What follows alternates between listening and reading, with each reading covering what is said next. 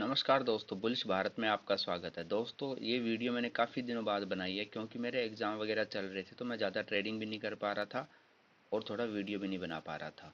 तो आज इस वीडियो में हम बात करेंगे स्विंग ट्रेडिंग के बारे में। बहुत सारे कमेंट आते हैं, बहुत सारे मेरे को मैसेज भी आते हैं कि सर स्विंग ट्रेडिंग के लिए सबसे अच्छा सेटअप कौन सा है। देखो, सेटअप कोई भी आप ले सकते हो, आपको जो अच्छा लगे वो अच्छा होता है। कोई सेटअप बुरा नहीं होता। बात यह है कि आपको क्या समझ में आता है। जैसे कि देखो, अब कोई या डॉक्टर बनना चाहता है, कोई इंजीनियर बनना चाहता है, लेकिन हमारा मेन मकसद क्या होता है। कोई हमारी तरह ट्रेडर बनना चाहता है। हमारा मेन मकसद क्या है? पैसा कमाना, कि हम पैसा कमाना चाहते हैं। तो अब ये नहीं है कि जो डॉक्टर बन गया तो वो गलत तरीके से पैसा कमा रहा है, या इंजीनियर बन गया तो वो कुछ अलग तरीके से पैसा कमा रहा है। अब इसमें अच्छा बुरा कुछ नहीं होता। इसमें होता है कि जो मेन मकसद है हमारा वो पूरा होना चाहिए। तरीके सबके अलग अलग है। सेम यही है, कोई यहाँ पे ऑप्शन ट्रेडिंग करता है, कोई कुछ करता है, कोई यहाँ पे स्विंग ट्रेडिंग करता है, कोई ऑप्शन बाइंग करता है, कोई सेलिंग करता है। तो आप कुछ भी करो, जो आपका मन करे वो कर सकते हो। आप लॉन्ग टर्म इन्वेस्ट करो, एसआईपी करो, म्यूचुअल फंड करो, कुछ भी करो। लेकिन एक तरीका क्या है, मैं बताता हूँ मेरा क्या तरीका है। मैंने अपना सेटअप कैसे ढूंढा और आप इस पे कैसे काम कर सकते हो। देखो, मैं ज़्यादा दिमाग नहीं लगाता हूँ क्योंकि मेरा क्या है, मैं और भी काम करता हूँ साथ में। तो इतना नहीं है कि मैं पूरा दिन इसमें पूरा बैठा रहूँ, लेकिन हाँ, हर एक चीज़ को मैं टाइम देता हूँ। जैसे मानो आपको कोई काम करना है, उस काम में आपको 40 घंटे देने ही पड़ेंगे। तो आपके पास दो ऑप्शन है। एक तो ये कि आप आज सुबह लगो और लगातार 40 घंटे दे दो। लेकिन लगातार 40 घंटे देना बहुत मुश्किल होता है क्योंकि आप ना उससे इरिटेट हो जाओगे काम से। लेकिन मेरा क्या काम है कि मैं रोज़ उस चीज़ को 2-2 घंटे या रोज़ 3-3 घंटे, यानी कि जब मैं फ्री हूँ, यानी कि जब मेरा पूरा दिमाग सही है, तब मैं उस काम को करूँ ताकि मैं उस काम में ज़्यादा एक्सपर्ट हो जाऊँगा। क्योंकि जब मैं थोड़ा थोड़ा टाइम रोज़ दे रहा हूँ तो मैं उस काम को अच्छे से कर रहा हूँ। और अगर मैं एकदम से करूँगा वही काम, तो क्या, मैं सिर्फ, मेरा टारगेट होगा उस काम को जैसे तैसे करके 40 घंटे में पूरा करना है। लेकिन मैं रोज़ थोड़ा थोड़ा टाइम दूंगा तो मैं अपने पूरे एफर्ट डाल सकता हूँ उसमें, अपने दिमाग से पूरा काम कर सकता हूँ। तो मेरा ये है। तो इस यही तरीका मैं ट्रेडिंग में करता हूँ। देखो, मुझे यहाँ पे जो वो कहते हैं ना कि रातों रात अमीर बनना है, ऐसा कुछ भी नहीं है।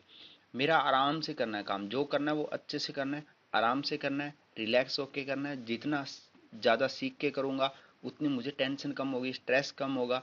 आराम से करो ना, क्या जल्दबाजी। यानी कि मार्केट में आप इंटर हो रहे हो, कभी भी इंटर हो सकते हो। ऐसा कभी मत सोचो कि मैं लेट हो रहा हूँ या निकलता जा रहा है, नहीं। ना मार्केट से निकलने का कोई जल्दी होती कि आप ये सोचो 1 साल में निकले, अरे यार मुझे 2 साल और रुकना था। नहीं, अगर आपको लगता है कि मैं नहीं कर पाऊंगा तो आप छोड़ दो। लेकिन हाँ, अगर आप उस चीज़ को धीरे धीरे करोगे, जैसे कोई आपने दुकान खोली तो ये थोड़ी ना कि एक दिन में पूरे ग्राहक आएंगे, नहीं। आप एक ग्राहक आया, उसको अच्छे से अटेंड किया, दूसरा आया, उसको अच्छे से अटेंड किया। अब धीरे धीरे क्या है, आपके पास 10 ग्राहक आएंगे। 10 में से 2 या 3 ग्राहक ऐसे होंगे जो आपके रिपीट ग्राहक बन जाएंगे। अब वो जो रिपीट ग्राहक बन रहे हैं वो आपके एसेट्स है, वो आपकी सच्ची कमाई है। अब उस 10 में से 2 ग्राहक ऐसे होंगे जो आपको नेगेटिव फीडबैक दे के भी जाएंगे। कोई कारण हो सकता है। तो इसका मतलब ये थोड़ी ना कि आपकी दुकान खराब है, नहीं। आपको किस पे फोकस करना है, जो 2-3 ग्राहक आपके रिपीट कस्टमर बन रहे हैं, आपको उनको बनाए रखना है। यानी कि आपको ये देखना है कि मैंने उनके साथ ऐसा क्या बिहेव किया था, या उनको ऐसा कौन सा प्रोडक्ट दिया था, उस प्रोडक्ट में ऐसी क्या खासियत थी कि वो जो मेरे 2-3 ग्राहक बन रहे हैं उनको मैं कैसे रिटेन कर पाऊँ। और उसी तरीके पे आपको काम करना है। तो धीरे धीरे क्या है, ये जो आपके ग्राहक बन रहे हैं, यही धीरे धीरे 2 से 5 होंगे, 7 होंगे, 10 होंगे, 20 होंगे। इसका मतलब ये हुआ कि आपको, मान लो कि आपको चाहिए आपकी दुकान पे 100 परमानेंट ग्राहक कि जो हफ्ते में एक बार आके आपके यहाँ से खरीदारी करें। तो आपको क्या करना है, मान लो आप 10 में से 2 बंदे ऐसे ढूंढ पा रहे हो, 2 ग्राहक ऐसे ढूंढ पा रहे हो जो आपकी दुकान पे आके हफ्ते में 2 बार खरीदारी करते हैं। तो आपको 10 में से 2 मिल रहे हैं, यानी कि आप 10 ग्राहक को अगर अटेंड कर रहे हो, कहीं से भी आप 10 ग्राहक ढूंढ के ला रहे हो, 10 में से 2 मिल रहे हैं, यानी कि आपकी रेट कितनी है, 20%। अब आपको कितने चाहिए, आपको 100 चाहिए। तो आपको कितने अटेंड करने पड़ेंगे, 100 चाहिए तो आपको कम से कम अटेंड कर लेंगे। मान लो कि आप अगर 100 अटेंड करोगे तो आपको कितने मिलेंगे, 20। ठीक है, तो आपको 500 लोग अटेंड करने पड़ेंगे कम से कम। तो आप अगर 500 लोग अटेंड करोगे, हाँ 500 ही हो गए ना, हाँ 500 लोग अटेंड करोगे तो आपको 100 लोग ऐसे मिलेंगे जो कि आपको अच्छे से जो है हफ्ते में 2 बार खरीदारी करेंगे और आपकी दुकान पे आके आपको प्रॉफिट करवाएंगे। तो आपको क्या है, इसी तरीके से काम यहाँ मार्केट में करना है। आपको क्या करना है, आपको देखो, आपको दो स्टॉक, 4 स्टॉक स्विंग ट्रेडिंग के लिए अच्छे ढूंढने हैं। अब अच्छे कैसे ढूंढेंगे, अब आपको देखो कोई स्टॉक अच्छा या बुरा ऐसा कुछ नहीं होता कि ये बुरा है ये अच्छा है। आपको क्या सूट करता है, अब आपको क्या करना है, आपको स्टॉक्स ढूंढने हैं। कैसे ढूंढोगे? रैंडम जो मार्केट में चल रहा है, हाँ, कि कौन सा स्टॉक अच्छा है कौन सा है, जो भी है आपको कहीं से भी ढूंढो। ढूंढने के लिए आपके पास हजारों चीजें हैं, कहीं से भी ढूंढ सकते हो। अब आपने कोई एक स्टॉक ढूंढा, जैसे कि मान लो एक्साइड का, ये इंडस्ट्री का स्टॉक है एक्साइड का, जो बैटरी आती है एक्साइड की, ये पावर का स्टॉक है ये। तो अब आपको स्टॉक ढूंढना है। स्टॉक ढूंढने के बाद आपको देखना है कि ये स्टॉक कैसे काम कर रहा है। काम कर रहा मतलब उसका चार्ट देखना है। अब ये डेली का चार्ट है। सबसे पहले आपने क्या किया, स्टॉक ढूंढा, अब आपने उसका डेली का चार्ट देखा। डेली का चार्ट देखने के बाद मैं क्या करता हूँ, मैं सबसे पहले उसमें लगाता हूँ मूविंग एवरेज। कौन सी? 22 दिन की और 5 दिन की। अब ये 22 दिन की क्यों लगाई मैंने? 22 दिन की मैंने इसलिए लगाई है कि 22 दिन की ये जो रेड वाली दिख रही है, ये देखो, ये 22 दिन की है, ये रेड वाली है। इससे आपको ट्रेंड पता चलता है। 22 दिन का मतलब कि मान लो आप हफ्ते में 20-22 दिन ट्रेडिंग होती है, सॉरी महीने में 20-22 दिन ट्रेडिंग होती है। तो इसका मतलब ये होगा कि ये लाइन जो है ये आपको पिछले महीने का बता देती है ऑलमोस्ट, कि पिछले महीने में मार्केट कैसा रहा है। ठीक है। अब दूसरी मैं मूविंग एवरेज लगाता हूँ 5 दिन की, यानी कि पिछले हफ्ते में मार्केट कैसा रहा है। दो चीज आपको पता चल गई। अब क्या करना है आपको, अब आपको मार्केट भी देखना है साथ में। डेली का तो मार्केट खुद बता ही रहा है कि भाई मैं डेली में कैसा रहा हूं। अब देखो डेली में क्या है, मार्केट यहाँ पे है। तीन चीज होगी। अब आपको देखना है कि मार्केट नीचे गिर रहा है यहाँ से, तो ये आपको ट्रेंड बता रही है कि मार्केट नीचे की तरफ जा रहा है, यहाँ देखो। अब आपको क्या देखना है, आपको देखना है कि स्ट्रेंथ कितनी है यहाँ पे, बाइंग स्ट्रेंथ कितनी है। ठीक है। अब ये स्ट्रेंथ कैसे पता चलती है? रिलेटिव स्ट्रेंथ इंडेक्स, जिसको हम आरएसआई बोलते हैं, जो कि 14 डेज की हम ऑलमोस्ट यूज करते हैं। ये देखो, ये जो आरएसआई है आप इसको यूज कर सकते हो। इसको मैं थोड़ा बड़ा कर देता हूँ। अब यहाँ पे आप देखो, इसको थोड़ा छोटा कर देता हूँ, अच्छे से समझ में आएगा। अब आपको क्या करना है, आपको आरएसआई कहाँ तक ढूंढनी है? आपको आरएसआई ढूंढनी है कि आरएसआई जो है उस स्टॉक की कम से कम हो, कमजोर हो, यानी कि 30 के आसपास हो।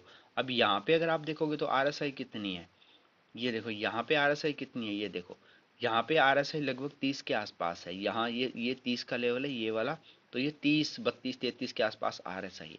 अब इसी टाइम पे आप चार्ट जाके देखोगे, ये जो लेवल है, इस पे आप चार्ट देखो जाके कि मार्केट कहाँ पे है। ये देखो, तो यहाँ पे देखो, ये जो लेवल आपको दिख रहा है, यहाँ पे देखो आरएसआई कितनी है, 30 के आसपास है। और यहाँ पे ये देखो, ये जो लेवल है यहाँ पे, ये आरएसआई जो है, ये देखो यहाँ 30 के आसपास आरएसआई है। और यहाँ पे और क्या दिख रहा है आपको, यहाँ पे अब आरएसआई 30 आ गई। आपको अब देखना है मूविंग एवरेज में मार्केट का ट्रेंड कैसा है। अब मूविंग एवरेज का ट्रेंड आपको कैसे पता चलेगा? उसके लिए आपको क्या करना है, बिल्कुल ही सिंपल सा तरीका है। आपको सीधा जाना है चार्ट में, और चार्ट में जाके एक बार मैं आरएसआई को छोटा कर देता हूँ। चार्ट में जाके आपको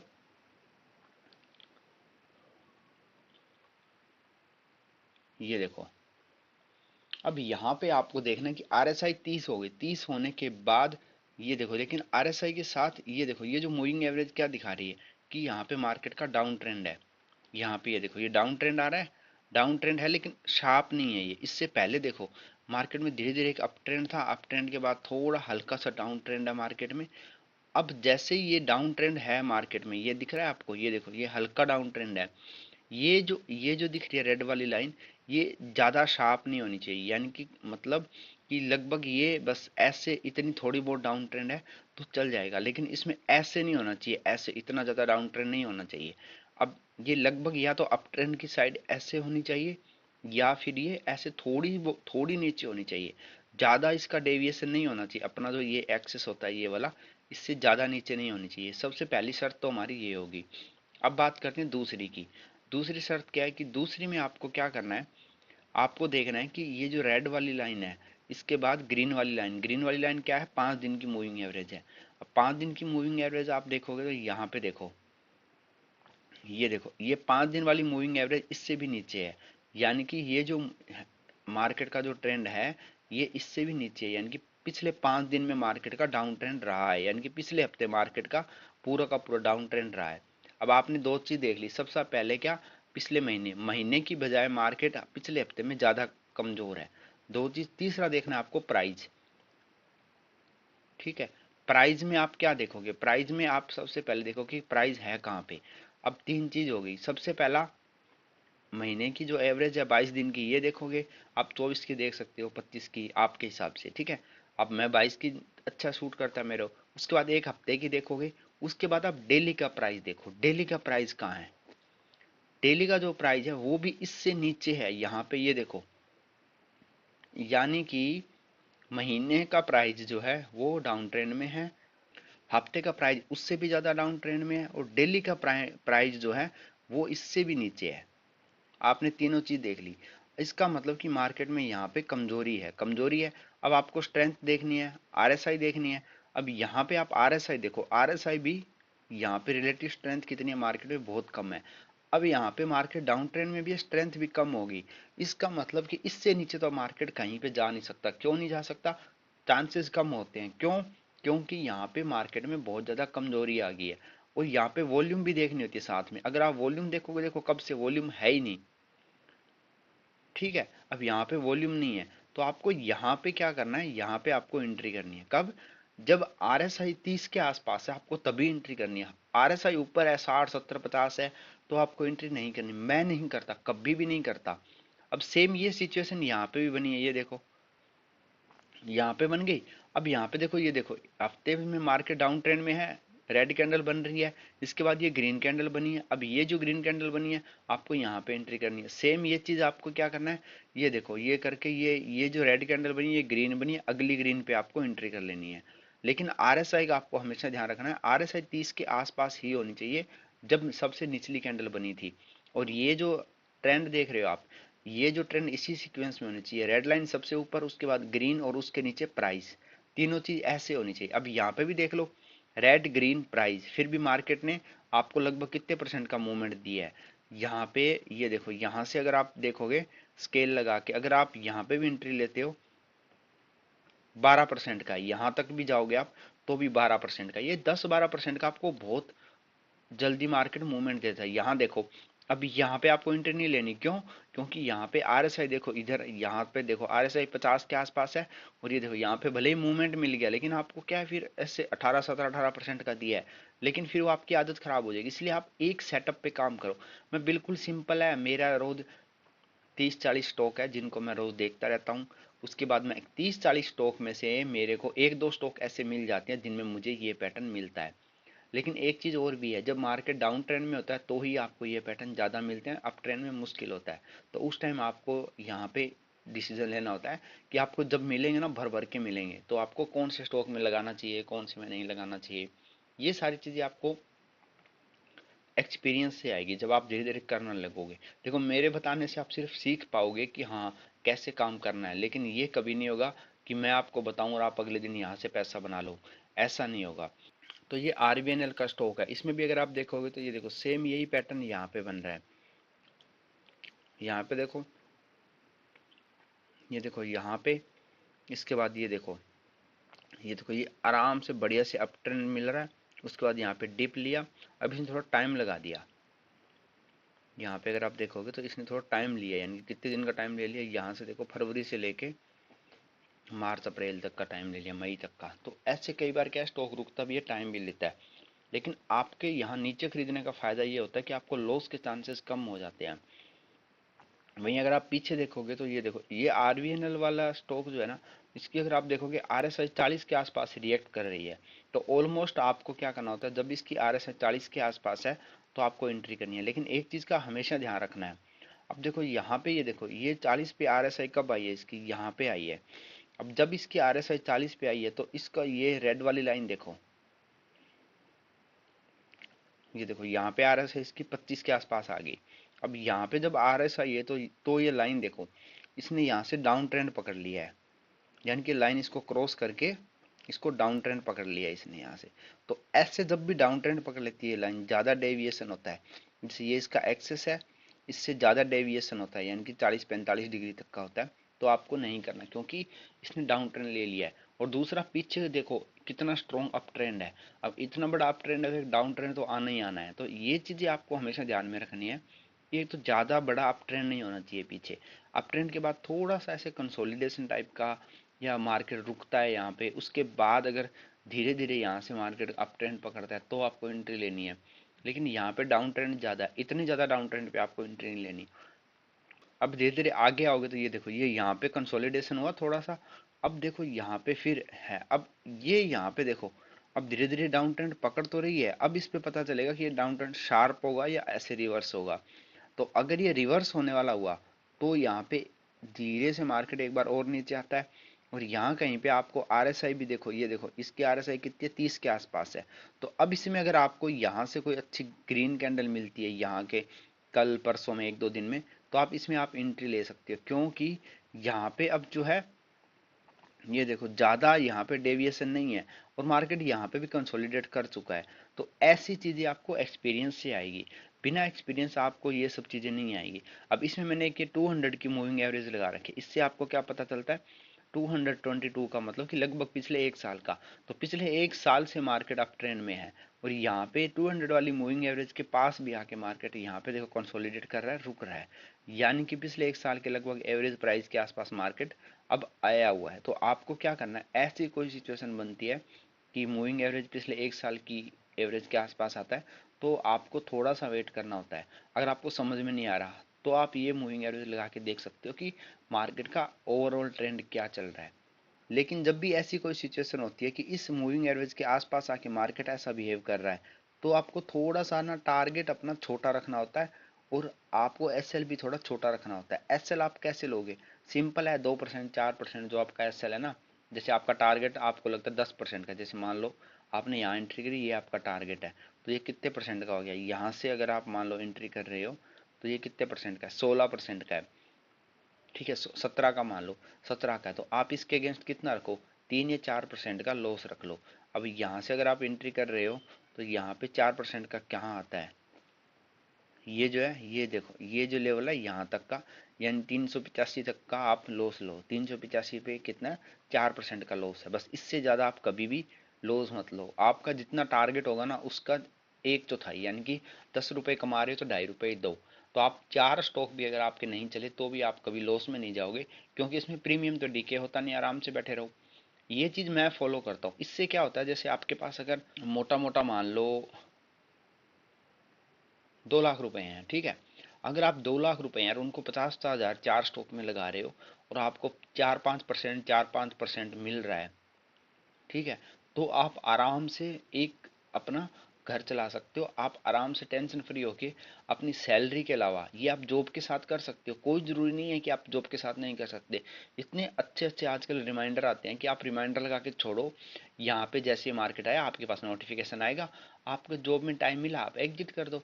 सेम ये चीज़ आप सारे शेयर्स में देख सकते हो। जैसे ये इंडियन एनर्जी एक्सचेंज का है, इसके देखो कितना अच्छा मूवमेंट है इसमें। तो आप इसमें भी ये स्टॉक में, इसमें आप खुद लगा के देखना क्या क्या लगाना है। सबसे पहले आपको क्या करना है, इंडिकेटर में जाना है, लगा के दिखाता हूँ आपको। मूविंग एवरेज लगानी है, सिंपल मूविंग एवरेज कोई सी भी लगा दो, ठीक है, ये सिंपल वाली लगा दो। ये आपने लगाई, कितने दिन की है ये, इसको आप चेंज करो, ये वाली जो है, इसमें आपको क्या करना है, यहाँ पे जाओ, इसकी सेटिंग पे जाना है, ये आ गई यहाँ पे। अब इस लेंथ को आपको क्या करना है, 22 कर देना है। 22 स्टाइल में जाओ, इसका ये जो कलर है इस पर क्लिक करो, इसको जाके रेड कर दो, ठीक है, इसकी थोड़ी थिकनेस ज़्यादा कर देते हैं, हो गया। अब इसको कट कर देते हैं। अब दूसरा क्या करना है, फिर इंडिकेटर पे जाना है, यहाँ पे फिर आपको मूविंग एवरेज टाइप करना है। अब ये मूविंग एवरेज पे जाएंगे, यहाँ पे ये वाली मूविंग एवरेज आ गई 9 दिन की, इसको जाना है। इसका कलर क्या था हमारा वहाँ पे, ग्रीन कलर था, तो इसको क्या करना है,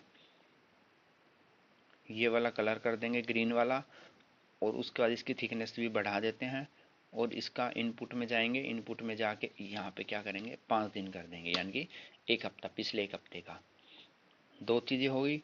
तीसरी चीज़ आपको क्या करना है, फिर इंडिकेटर में जाना है, आरएसआई लिखना है, ये देखो रिलेटिव स्ट्रेंथ इंडेक्स, बिल्कुल सिंपल, तीनों चीज़ लगी आपकी। अब आपको क्या करना है, अब आपको सिंपल वही चीज़ ढूंढनी है कि जहाँ पे आपका जो डेविएशन जो है कम हो। कैसे कि यहाँ पे अगर आप देखो सिंपल, ये देखो यहाँ पे एक अप ट्रेंड है मार्केट्स में, ये देखो सबसे पहले हम यहाँ से चालू करते हैं। यहाँ पे देखो, यहाँ पे देखो आरएसआई यहाँ तक आया, लेकिन यहाँ पे मार्केट ने बहुत टाइम लिया है। तो देखो, अगर टाइम भले ही लिया, लेकिन आप लॉस में नहीं रह जाओगे यहाँ पे, क्योंकि आप प्रॉफिट में ही हो। अगर आप यहाँ पे एंट्री करते हो तो ये देखो, यहाँ पे हल्का सा लॉस है, लेकिन ओवरऑल आप यहाँ पे प्रॉफिट में ही हो। उसके बाद दोबारा आरएसआई कहाँ पे आई है? दोबारा आरएसआई इस जगह पे आई है। इस जगह पे कितनी आ गई? ये आई है लगभग 32 के आसपास। यहाँ पे हमारे सारी चीजें मैच कर रही है, ये देखो।